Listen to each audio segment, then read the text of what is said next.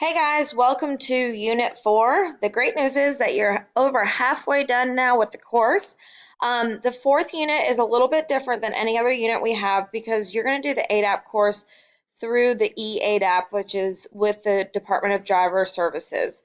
So it's a third party. We are not responsible for it, but when you're done, you get your certificate, and you may ask, why is this important? By Georgia law, teens under the age of 18 are required to successfully complete eADAP in order to obtain their Class D Georgia driver's license. So that's why it's important for you.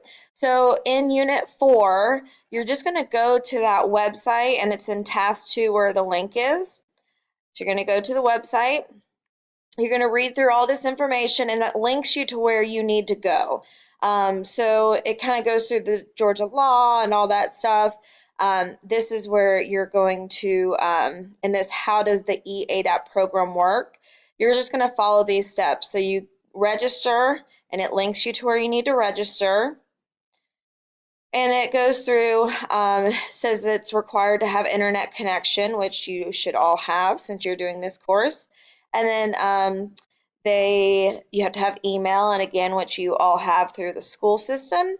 And then once you teen receives their eADAP username and password, they'll have 30 days to successfully complete the eADAP course. And then the eADAP course will take approximately 4 hours to complete. So you want to make sure it, and I think I read through it has each module is about 1 hour to complete. So you probably want to sit down and have about 1 hour of time to complete each module. Everyone's going to be a little bit different, but that's the average. You'll have 3 attempts to successfully pass the course. And then after that, you'd have to re-register with them. And again, you just have to follow the directions. You'll be able to print your certificate out right away. And then when you go to get your driver's license, which I know is really important to all of you, then you'll just take that certificate to the DDS when you're going to get your license. For the grade, you're going to scan it in, and you're going to go back to its learning. I'm going to go back to the planner. Unit 4.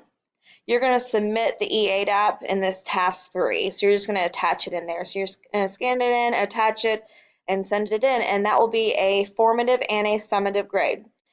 Hope this clears it up. If you have any questions, please let your teacher know. And hope everyone's having a great semester.